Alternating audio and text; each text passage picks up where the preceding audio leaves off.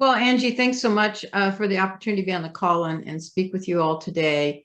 I really appreciate it. And John Gugliana, who is our Director of Strategic Partnerships and Business Development, is on the call as well. And John, you can put your information in the chat. In case you have any questions, you can contact me or you can contact John. Happy to answer any. And what we're going to do is this presentation is pretty long. I have a lot of slides. Don't try to read all the words on the slides. I'll break it up so we can have questions in between the sections if you like, and also have questions at the end. And Angie's going to be kind enough to monitor that. Once again, I'd like to thank Angie for not only allowing us to be on the call today, but also for coming to DC last week and participating in Hill meetings. It was incredible. She did a great job.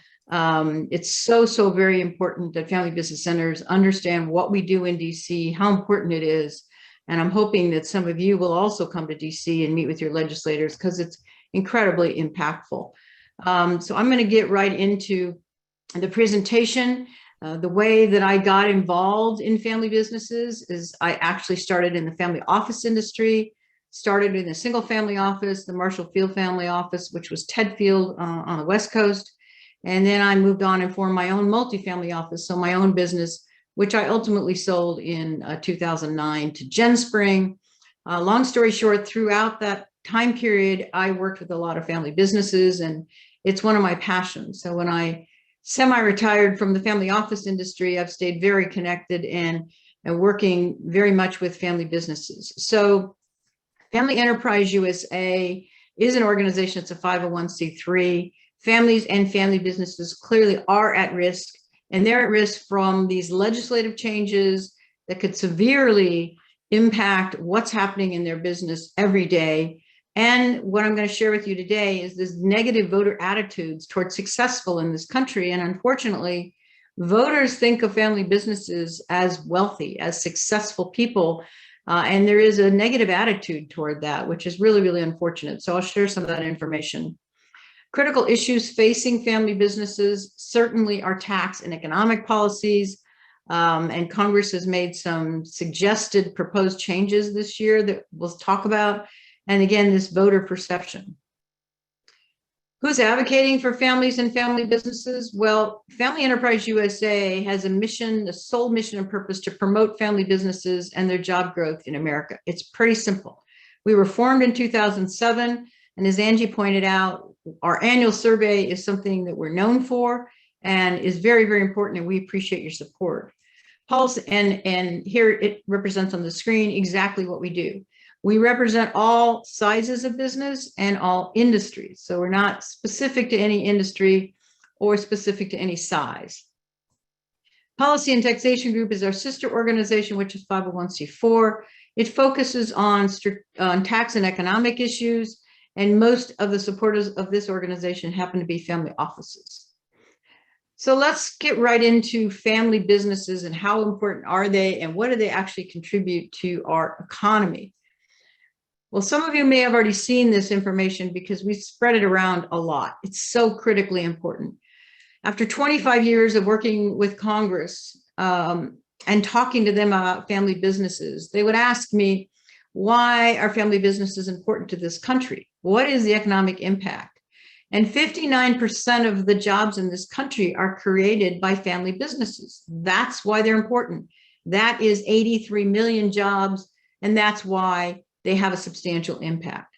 They generate 54% of the GDP, or $7.7 trillion.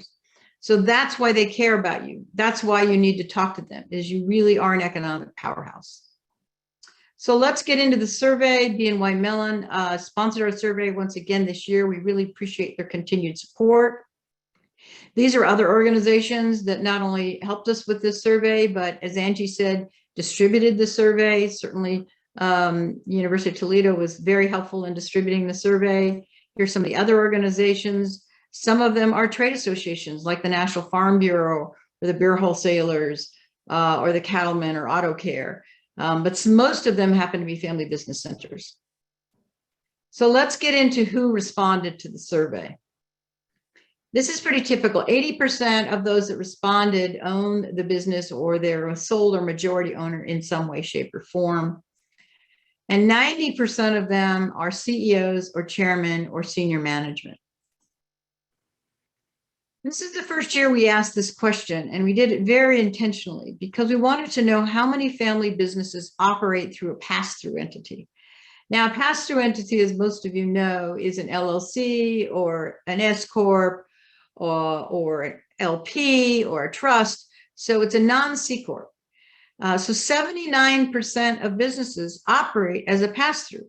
And the reason that's important for members of Congress to know is I'm going to talk to you about 199A legislation. Some of you may know about that, which was meant to help family businesses who are paying this 30 to 35% income tax rate still today when corporate America gets to pay 21%.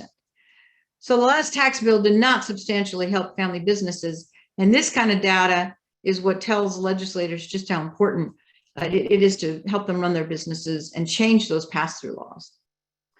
So over 50% of these businesses have been in business over 30 years, and 75% of them have been in business. 50% of them have been in business over 50 years.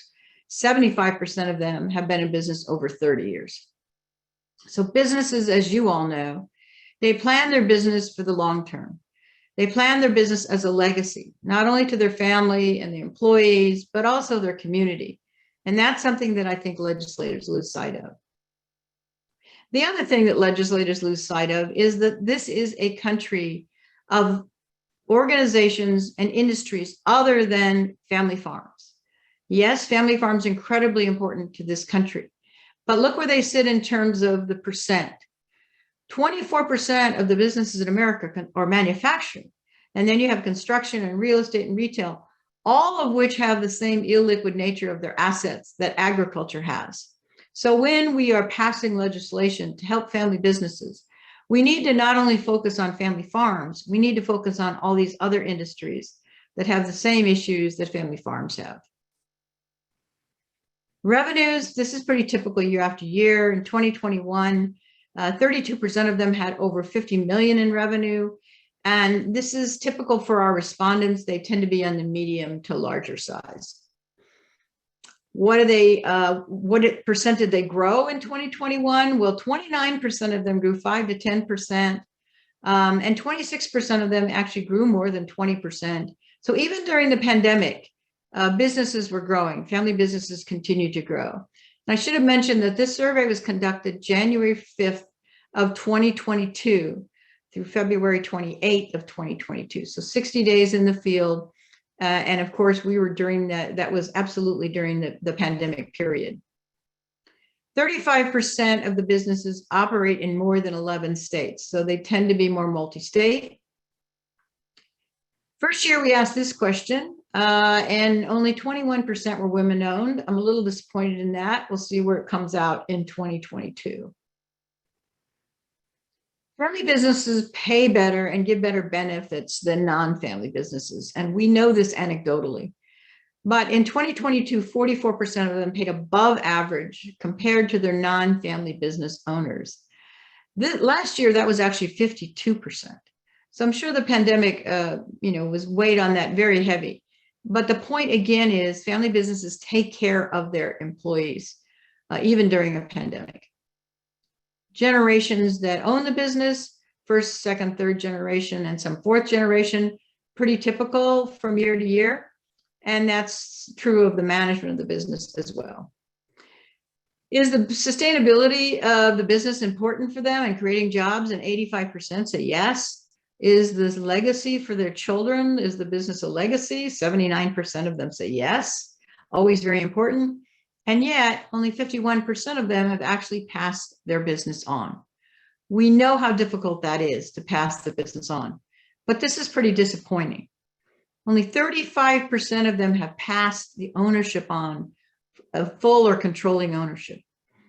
Now, I really encourage you, I know this is tough, to really succession plan. It really is the only way to sustain your business going forward. And if you haven't used the lifetime exemptions that exist today to help you to do that, almost 12 million plus per person, 24 million per couple, please do that immediately.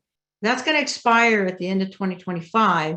And there's a good chance that it will become lower.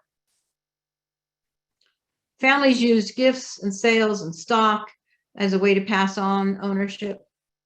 And now let's talk about the impact of the pandemic. It seems like we've been talking about this forever. I'm not sure we're going to have to talk about it next year, but certainly in 2022, it was very important. But this is how family businesses operate.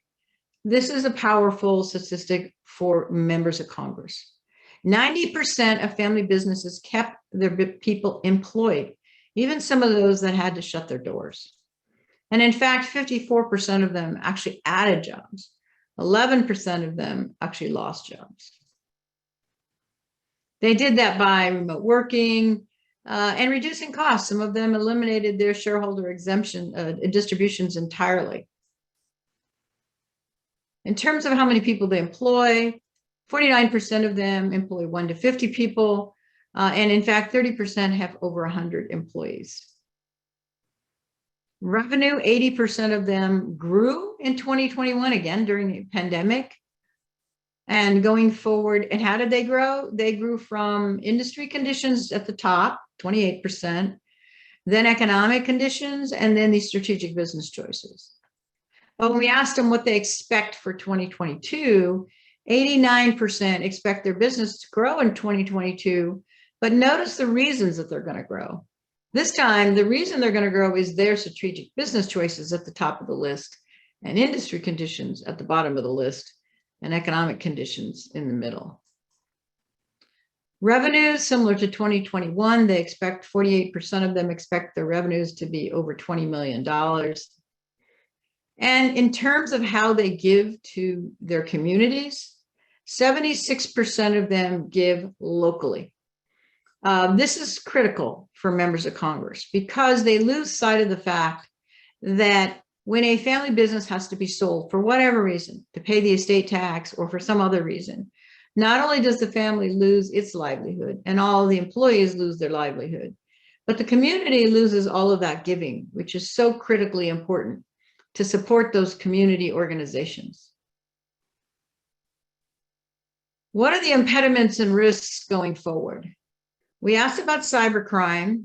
I was surprised that 63% actually have not been affected by cybercrime. But those that have been affected, phishing is number 1, and email hacks is number 2, and ransomware number 3. Top business risk. Well, this was a surprise because inflation wasn't even on the list in prior years. We all know we're at a 40-year high in terms of inflation. So at the top of the list is recession, and then this availability of labor, which you're gonna hear more about. We all know you're facing that every day. Angie and I just talked about that a little in the preface to this presentation. Government regulation is always high on the list as well. But that talent recruiting and retention is their greatest impediment to growth in 2022 and 2023. And then market conditions, but government regulations is number 3. Very, very difficult for family businesses to deal every day to run their businesses and then to be inundated with more compliance, which takes more money and more time. Tax policy. This is the highest income tax has ever been on this list. 45% believe income tax is their number 1 issue. And I'm going to come back to what I said earlier. Most family businesses operate as a pass-through organization. So they're paying 30 to 35% in income tax, and corporate America gets to pay 21%. So remember my slide, 79% of family businesses operate as a pass-through, and they've been thrown under the bus. So we really need to make legislators understand just how important legislation to reduce income tax for family businesses is, and this is one of those things that provides that insight. Estate tax is important as well. Family businesses would like first and foremost repeal. That's really not viable in this current economic or political climate. Then make the exemption permanent. It's supposed to expire, as I mentioned, after 2025. Reducing the rate from 40 to 20% is truly a viable option through our sister organization, Policy and Taxation Group. We do actually have a bill in the House, a bipartisan bill that will reduce the rate from 40% to 20%. What are their economic policies? Well, once again, income tax is at the top of this list. Surprisingly, number 2 is reducing the federal deficit. It's never been this high in the list, and we suspect it's because they are concerned about all the spending that was needed to help with the pandemic and where that deficit really sits today. And then reducing the estate tax is number 3. Reducing regulations is number 4. All critically important economic priorities. So once again, I want to thank BNY Mellon, who continues to support our work. So now I'm going to move into the next section, and I'm going to talk about possible legislative changes. Before I do that, Angie, are there any questions? I don't see any in the chat. Yeah, a question was sent to me. Do you know how the pandemic numbers compare family business versus corporations? Well, which specific pandemic numbers, I would ask? It didn't say. Maybe the employment, or how they kept the people employed, or if anyone who wanted to ask the question wants to jump in and clarify.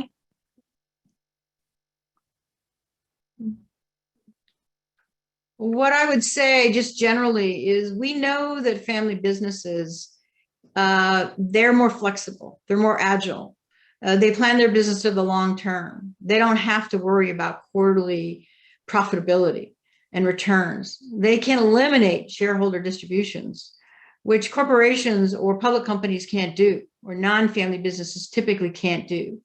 So I suspect that they would be dramatically different. I don't have the data on that, if that's what the question is, but my suspicions are many of them did not keep people employed. The first thing they did to reduce costs was eliminate employees. Many of them do not pay the kind of benefits and wages that family businesses pay because they got to do those quarterly profitability statements and report to their shareholders every single quarter, and they don't have the luxury of doing that. And they're not necessarily concerned about having their business in existence, 40 years from now. So my sense is that family businesses, and this is just from working with hundreds of them in my career, if not thousands, and just the data that we've learned in not only the survey, but gathered from talking to other groups and trade associations, I think family businesses really, really weathered the storm during the pandemic much better than non-family businesses. So I hope that answers the question. Okay. One other question. Did the survey include any questions related to a company's access to capital to fund their growth or projects? No, we've never included that. Maybe that's something we should include going forward. It's never been a significant area of interest from those that we talk to. And Angie, we work with about 40 family business centers around the country. I think that a lot of family businesses internally have capital. I just met with one yesterday that, they tend to store their cash so they can weather bad times. And so, if they need to borrow from the bank, they're typically going to go to their institution, their local institution, the person they have the relationship with. But I don't hear a lot of requests from family businesses around avenues to access capital. But that's a really good point, and maybe we need to address that next year. That was all the questions. Okay, I'm going to move on to the next section. Good questions. Thank you for that. So let's talk about the legislation. This was very scary last year. One of the most scary years that I've had in all the years that I've been working in Washington, D.C. The legislation that was proposed in the House of Representatives, the original Build Back Better Act, it actually reduced the exemption, the lifetime exemption for the estate and gift generation skipping tax to $6 million immediately in January of this year. It eliminated valuation discounts for non-business assets, but that could have included family businesses. So for all practical purposes, those of you who use valuation discounts, and most family businesses do, you wouldn't have been able to use those at all. And oh, by the way, that's still kind of on the table. Secretary Yellen has already indicated that she believes they should be eliminated. And oh, by the way, the Treasury can do this through regulation. They don't need Congress to do it. So just pay attention as to what's happening around valuation discounts. And we're happy to keep you informed as well if you're interested in getting our email updates. Elimination of grantor trusts. I mean, all family businesses use grantor trusts to not only pass their businesses on, but to talk about how those businesses are going to be managed or run from generation to generation. They would have eliminated private stock being held in an IRA. That means you couldn't hold your family business stock in an IRA anymore, and you'd have to get it out relatively quickly. And then they were going to cap permanently this 199A deduction, which was minimal at best. The good news is most of those things weren't included in the bill that ultimately went on to the Senate, thanks to the work of us and others. We did over 100 members meetings last year via Zoom and in person. But what is included, and pay attention to this because this could be a reality, in this Senate bill that everybody says the Build Back Better bill is dead, and it is dead in its current form. But these things can all come back to life in some way, shape, or form. And right now, there is a surtax of 5% on people that make over $10 million. But that threshold for trust and estates is only $200,000. So if you hold your family business through a trust and income is flowing through and you make more than $200,000, you could potentially pay another 5% in income tax. And if you make more than $500,000 through that family business that's held in that trust, you could pay another 3%. So pretty scary. We've been talking to a lot of members about this, and most of them were not even aware this in the legislation. Now, remember, this legislation is 1,600 pages. So as they all say, the devil's in the details. The other things that are included in the Build Back Better Act that's still sitting in the Senate is this 15% minimum tax on corporations making over $1 billion. This business loss deduction for non-C corps that's going to be capped at $500,000. And then this 1% surcharge on stock buybacks. The things that were not in the Build Back Better Act that we feel very proud of is they didn't eliminate grantor trusts or valuation discounts. They didn't reduce the estate tax exemption. They didn't provide for not allowing private stock in IRAs. They didn't modify 199A, and elimination of step up and basis I haven't even talked about, but that seems to be off the table, but there actually was some real significant legislation around that. And there was no increase in the estate tax. There still is the opportunity for income tax rates to go up based on what I've just talked to you about, as well as there's an opportunity for cap gains to go up. And this can happen in various ways. Congress does make our laws, but as I just mentioned, Treasury can change regulations themselves around certain things. Our President Biden comes out every year with his budget. Every president does every year. And it's typically called the Green Book. The Green Book reiterates some of these things in the budget, and these are what I think are important to you. The president proposed increasing corporate tax rates from 21 to 28%. And individual rates, which once again affects all of you pass-through family businesses, 37 to 39%. Capital gains could go from 20 to 39%, which could dramatically affect real estate and other assets that are held that way that would be paying capital gains.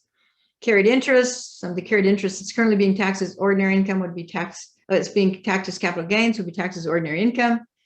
Repealing like-kind exchange, devastating for the real estate industry. And then these reductions on some of the limitations on conservation easement. In addition, there would be imposed a wealth tax. Now, you should know that the country, the voters support a wealth tax. 70% of the voters support a wealth tax. So President Biden decided to put his version of a wealth tax in this Green Book. And there are other proposals out there. Senator Wyden has a wealth tax proposal he's been trying to get in through legislation for years. Also limits on donor advised funds because I think there's some abuses there.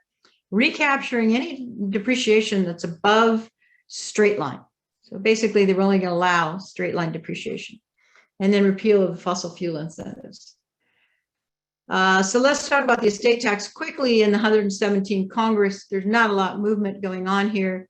As already mentioned, there is a bill in the House and Senate, which Policy and Taxation Group has helped put in place. It does reduce the rate from 40% to 20%, which helps all businesses, and it has bipartisan support. It's not going to get on the agenda in this session of Congress because the chairman of Ways and Means won't put it on the agenda, and that's where tax legislation has to start. There is a repeal bill in the Senate. It's sponsored by 2 Republicans. While it has a lot of Republicans co-sponsors, it's not going anywhere, as I talked about earlier. There's no climate for repeal in this economic or political world that we live in today. Elimination step-up in basis was very scary for a long time. There were 2 bills, one in the House, one in the Senate, that would have just done that. I'm happy to explain step-up in basis if people don't really understand it, because it's not a simple concept, but it is critical that we have step-up in basis. Otherwise, the appreciation on assets that are passed on from generation to generation would be taxed over and over and over again every single generation. So now I'm going to go into the third part of this presentation, which I'm going to talk about voter attitudes. But before I do that, and we do have some time here, I'm happy to take any questions. Okay, could you explain step up? Could you take a few minutes to explain that? Step up. Okay, certainly, I will be happy to do that. So when you die and your estate pays an estate tax, the estate pays a tax based on the fair market value of all of your assets. It's not just your family business. It's your house, your cars, your checking accounts, your investment accounts, your stock portfolios, everything you own. You pay a 40% tax. Now, there is this current huge $12 million exemption. So the tax doesn't kick in until you hit that $12 million. But remember, that $12 million is an all-time high. When I started working in DC, that was $650,000. So don't expect it to stay there. It's going to go down. So my point is, you pay a 40% tax on the full market value, not just the appreciation. So because you pay a 40% tax on the full market value, your assets basis, the basis of those assets gets stepped up to a new basis because you've already paid tax not just on that appreciation, but on the cost basis as well. So it seems reasonable, you've already paid a tax on that appreciation, that the next generation starts with a new stepped up basis. So if you eliminate step up in basis, that means you will pay a 40% tax on the full market value of your assets, including that appreciation, but the next generation won't get that stepped up basis. They'll get your original basis. So that means they will also pay a tax on that appreciation. And the same thing will happen when they die. The next generation will pay a tax on that appreciation again, and it will go on from there. So the reason that step up in basis exists is for that very reason. I think members of Congress, many of them don't understand it, first of all. And I think that there is this real attitude in DC that there somehow step up in basis is some, rich person's conniving tax strategy. That's not it at all. It exists for the reasons I've just described. It's not a loophole, but it's been portrayed by many members of Congress as a loophole for the wealthy, or it's not fair because that appreciation is never being taxed. Well, it's just totally untrue. And I get very frustrated when I read, even if you read these 2 bills that have been introduced in the House and the Senate, and their press releases, they talk about it just like that. Well, this appreciation never gets taxed, and so we want to eliminate step up in basis so that appreciation gets taxed. It does get taxed. It gets taxed over and over and over again. So again, it is a complicated issue, but without it, I'm not sure, it's already difficult enough for family businesses to survive generation to generation because of the estate tax. Without step up in basis, it would be so onerous. I'm not sure how they could weather the storm, quite frankly. And I can share with you some stories about families that have been sold. I don't have many because most of them won't let me share their stories because they want to stay private, which most of you are private. We understand that. In which a family business, I'll give you an example, 100 hardware stores in the Midwest, they paid 2 generations of estate tax. They could not pay another generation. They couldn't afford a 3rd generation of estate tax. So the family business was sold. Not a surprise. The firm that took over the business came in. They happened to be a private equity firm, so they were all about bottom line. And they immediately eliminated employees. They cut salaries and benefits. They changed the culture of the business. I'm not saying private equity firms are bad. I'm just saying that is the difference between the culture of a family business and a non-family business. But that's what this estate tax can do to family businesses. And without the step up in basis, it's even much, much more onerous. So I hope I've explained that.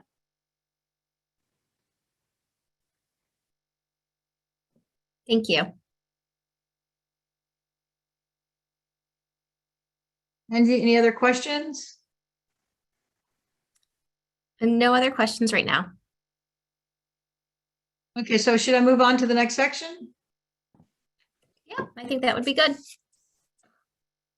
Okay, so let's talk about voter attitudes. This is important for you because, unfortunately, as I mentioned, the voters see family businesses as successful, and you are successful, and they should see you as successful.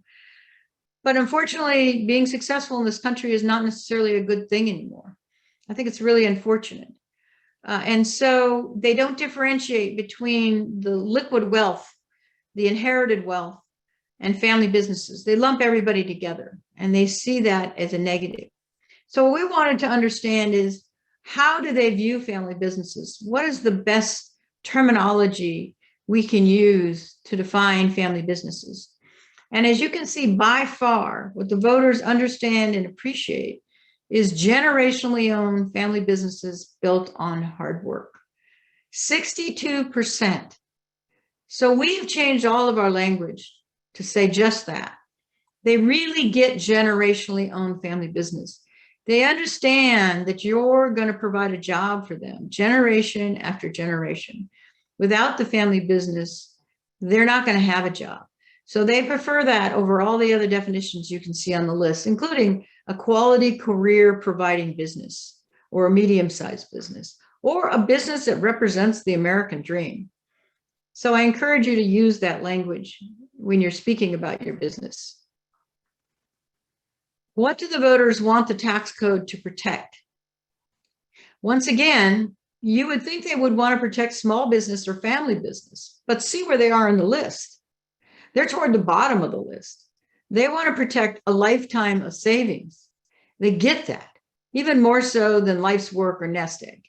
So once again, we've changed how we speak about family businesses. And we say we want to protect a lifetime of savings. And that's why this work is so valuable. And I will tell you that through the years, we've worked with Frank Luntz. These slides, this poll he and I developed last August. He and I have worked together for 25 years now. Frank is amazing in terms of his understanding of the voters' attitudes, messaging, and quite frankly, getting our legislators to understand what the voters think and care about. And so I think that this work that we did, and we have lots of slides I'm not going to share with you, is some of the best we've ever done. And it was important and timely because of where the attitudes in this country are. And this speaks to that. The attitudes of this country is very, very disappointing. Not a surprise, you know how divided the country is today, more than it's ever been. Only 62% of Americans think that America is an exceptional country. And 40% of Democrats think that America has failed its people. That's pretty disturbing. And it's really not only disturbing, it's very, very unfortunate. So then we want to get a sense of, what do they think about the wealthy? So we said, do you agree that the wealthy are not paying their fair share? And as you can see, 86% of Democrats say they're not, yes, absolutely, they're not paying their fair share. Even 57% of Republicans say the wealthy are not paying their fair share. Now, point here is, we didn't define wealthy and we didn't define fair share. So there is really a disconnect with the language, and certainly our media hasn't helped us with that, because none of them have defined wealthy or fair share either.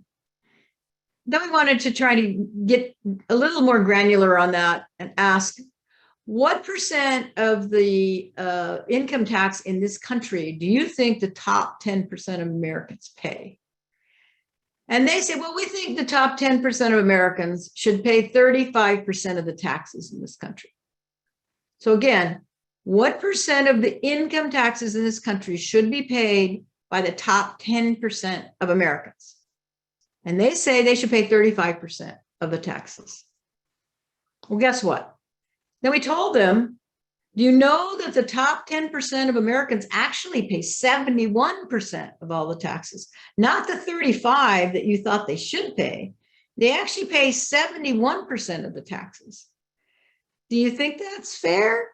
And 59% of them, if you look at the box over to the left, say, yeah, we think that's about right, or it probably should be higher. So it doesn't matter. And the message here, it doesn't matter. They don't care what fair share is. They don't care what the wealthy is. They don't care how much they're paying. They just in their heart believe they're not paying their fair share. And that's something that it's going to be very, very hard to get behind and eliminate. And the way that I think we can do this, and Frank and I have had various discussions about it, the only way we're going to change this perception of the wealthy, the successful in this country, is to talk about the successful and to talk about you all, family businesses, and the good that you've done in this country, the jobs you've created, the communities that you supported, the legacy that you've left for not only your families and employees, but the community.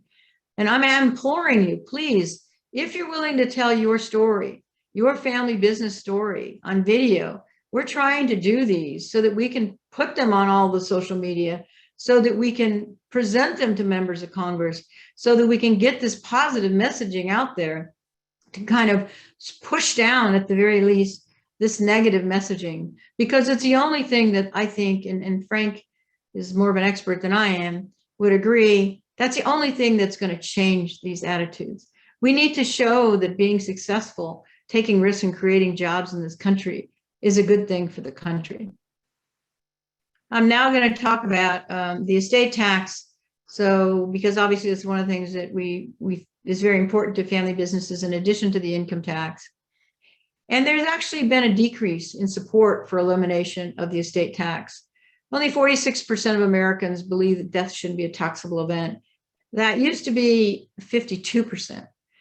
And we can speculate as to why that is the issue. I think 2008 started, people are suffering, we're suffering. We got through that. Now we got the pandemic. People were suffering. Now we have inflation, we have the war, we have potential recession. People's heads are other places, and they're hurting. And so there's not as much support as there was for the elimination of the death tax, but still considerable. But when we ask them, who are you most worried about the estate tax affecting? We would have thought that they would have said the employees. But the fact is, and remember, this is voters answering this survey, and it's, the typical voter survey that's done by companies that are bipartisan, that are national, that this is all they do is they make sure it's an objective voter poll. 58% of them said, I worry about the family. So once again, our voters got the connect between you all family members create jobs for them. So they're worried about the estate tax affecting you. So I would just conclude by saying that families certainly are at risk. They are at risk from this negative legislation that I've talked to you about, and these tax laws that could substantially erode or damage family businesses, this tax the rich attitude in this country, this misinformation that continues. And then who is advocating? Well, certainly we at Family Enterprise USA is advocating for family businesses. Trade associations do a great job, but they typically advocate for the family, the business issues of the family business, and they're industry specific. So great organization, National Association of Manufacturers, they advocate for the issues in their industry, manufacturing. They don't necessarily work on things like trusts or 199A legislation, or things that affect the bottom line of the family member within that business. Family business centers do an incredible job of educating, providing workshops, research to all of you. We don't do that. We're an advocacy organization, and we want to be the advocacy arm for all family business centers. We go to DC, as Angie knows, we meet with members of Congress. We tell them what you think. We tell them what your challenges are. We want to be your voice in DC, and we want you to help us to be that voice. But we're not a center. We don't do what family business centers do. And family business consulting firms, they consult. They help you to run your business. They help you to pass your business on to the next generation. But they're not advocates, and they're not advocating in Washington, D.C. for issues of family businesses. So we are focusing on continuing to understand voter attitudes, which is so critically important, creating these messages, these positive messages, educating these audiences in DC, changing this message, and shifting the dialogue, and hopefully communicating better with members of Congress with a more positive attitude. So with that, I'm going to thank you again for allowing me to present, and I'm happy to answer any questions. I'm going to stop sharing my slide so I can at least see all the names on the screen, and happy to answer any questions, Angie. Okay, yeah, I had a few come in. 48% of ownership was transferred via gift. Has that been the standard in the past, or is there something contributing to that, like tax laws? Great questions. Typically, that percent is somewhere in that neighborhood. Yes, typically gifts is at the top of the list in terms of how family businesses pass on their business from one generation to the next. Okay. And then regarding your survey, where were the majority of the businesses who completed the survey from? And you'd mentioned 32% were over 50 million. Is that pretty standard, or a fair and accurate representation of family business across the country to be over 50 million? I would say that those that answer our survey, by virtue of the fact that they are more likely than not part of a family business center, they tend to be more on the medium to larger size and multi-generational. So less on the smaller size. Most small businesses are just trying to run their business day to day and make payroll, right? They don't tend to be multi-generational, not that they can't be. And so I think that's a pretty good representation of the average revenue that we've gotten year over year. They tend to be on the medium to larger size.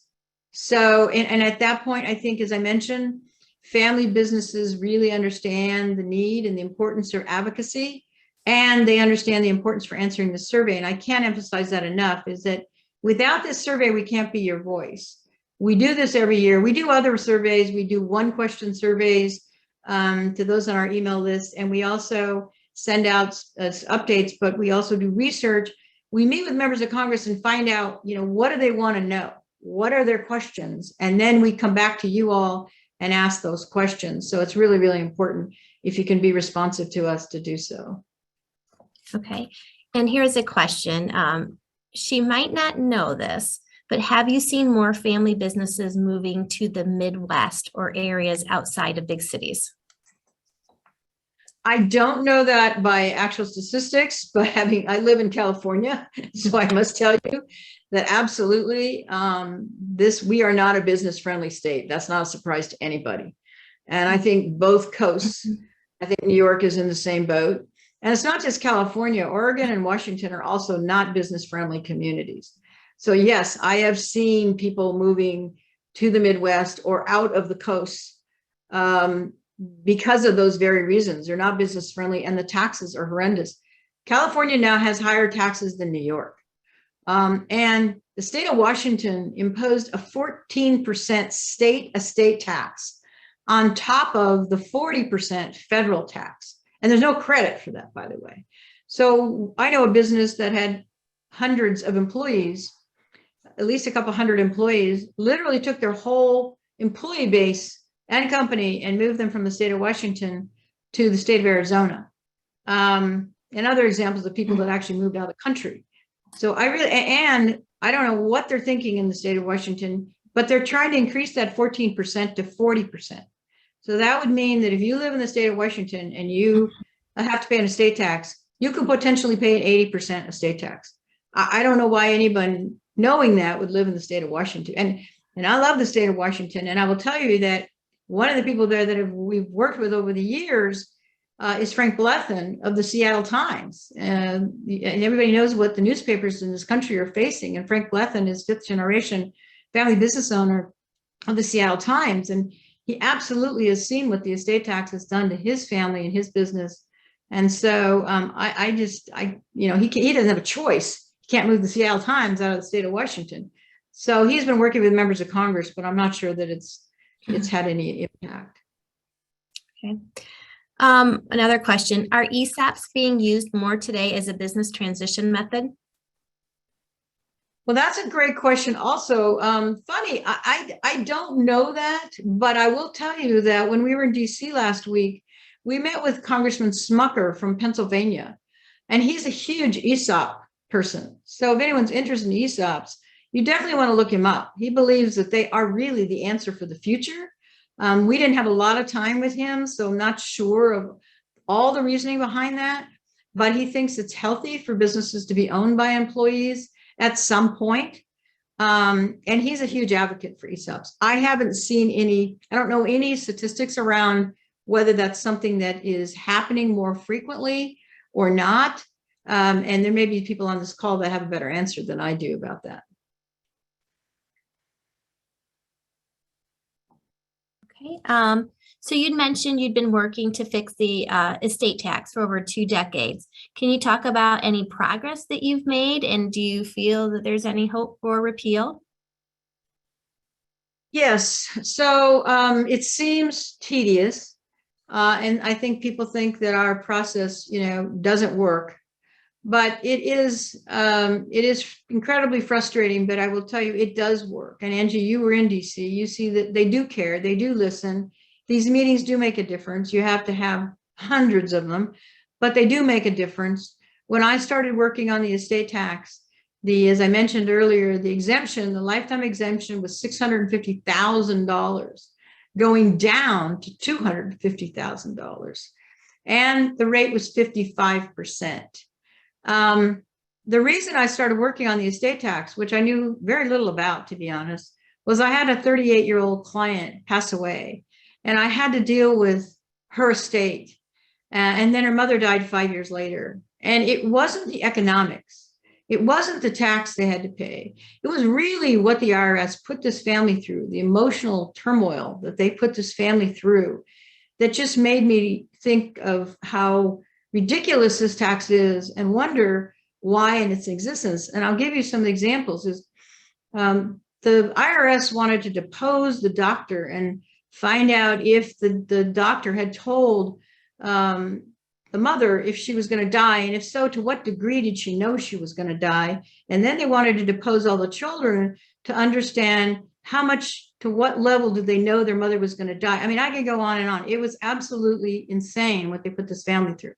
So that got me motivated, and motivates me every day, quite frankly. And so no one even heard of the estate tax when I started working on it. I would go there and say, and I would be in DC a week a month, and I would say, I'm here to talk about the estate tax. And they would literally say, that's a state issue. Why don't you go back to your state legislation? And I'm like, no, a state tax. That's how foreign the issue was. Now everybody's heard of the death tax, the estate tax. So it certainly made progress in the language. We've certainly made progress in the understanding of the tax and how onerous it can be on a business. And now the rate is 40% from 55, and the exemption is $12 million. And we've kept step up in basis, and we've reunified gift, estate, and generation skipping tax. So those exemptions exist not only for estate tax, but gift tax, as well as generation skipping, which has not always been the case. So it may not sound like a lot of progress, but it is progress. And the reason that we want to move toward the rate reduction is because it puts us one step further to elimination of the tax. And I will tell you that the only reason the estate tax exists in this country is not because of it. We need the revenue. It generates $13 billion a year, or 1%, or maybe 1.5% of all revenues. That is not significant. It sounds like a lot of money. It's not a lot of money. It's all politics. And this is not one party or the other. This is both parties. Both parties have used this issue as a political football. And so I just really implore you to work on what matters to you, because politics drives every piece of legislation we have. It's not about what makes common sense or what's good tax policy or economic policy in this country. It's all about politics. And that's why meeting with members of Congress is so important, because then you really can get them to understand the true importance of what you're doing and what's critical to you. So a long answer to your question. Don't get discouraged. I don't get discouraged. I've been doing it for over 2 decades because I know it works. And quite honestly, there's no better system in the world. So just, persevere and have patience, and it will work. So, well, on that note, then, what is the best way that these companies should reach out to their legislators to get their point across or get their concerns across? Any way you can. The best way is to do it in person. The best way is to go meet them in their office. This does not take a lot of time. You meet for 15 or 20 minutes. Sometimes it goes on to a half an hour or longer if the member has a lot of questions. If you're in DC, meet them in their DC office. That is truly, as you saw, Angie, the best way to do that. But there's other ways as well. I mean, you can send them an email. You can call them. You can go on our website and we can connect you directly with your member of Congress, and you can send them an email that way. Go to a town hall meeting. They usually have town hall meetings. They have those because they want to hear from you, but don't just go. Make sure you raise your hand and you tell them who you are and what your concerns are. Be polite, be short, be respectful. They do work very, very hard in DC. But do that. Or if you can't do it during the meeting, try and catch them after the meeting or catch one of their staff members. If you can go to a fundraiser, and hello, you're paying to go to that fundraiser. You better go up to that member of Congress or their staff person and tell them what your challenges and your issues are, because that's why you're in the room. And they know that's why you're in the room. Don't be afraid to do that. Write them a letter, whatever works for you. If you need help, contact us. If you do want to do a meeting or want us to help you in any way, we're happy to do that. Okay. Well, thank you so much, Pat. This was fantastic information. I find it fascinating, and I think this might be the second or third time I've heard it. But as I mentioned, you gave a ton of great detail. We recorded the session. It'll be online. We'll make sure to get that link out. We'll put, I think John put your website in the chat. We'll make sure to include that when we send the email out and the link as well. So that way they can look up their representative or their member of Congress if you wanted to reach out to them as well. And you mentioned success stories. Feel free if you want to share your story, or Pat, if you have any, these are the types of stories we're looking for, but any of the members can reach out through me on that, and I'll make sure to get those connected with you as well. Angie, I want to mention one last thing before we go, and then that is, I'm sure John was going to remind me of this. We are helping Congress to form a Congressional Family Business Caucus. We're very excited about this, as you know. It's really critically important to elevate the awareness of family businesses in this country and educate members of Congress around the jobs you create, the good that you do, your contribution to your community. We're trying to get members of Congress to co-chair and be members of this Congressional Caucus. Believe it or not, there is not one. So again, it's Congressional Family Business Caucus. If you'd like to ask your member of Congress and you need our help to join this caucus, please let us know. We think it will really make a huge difference in getting legislation moving forward positively for family businesses in the country.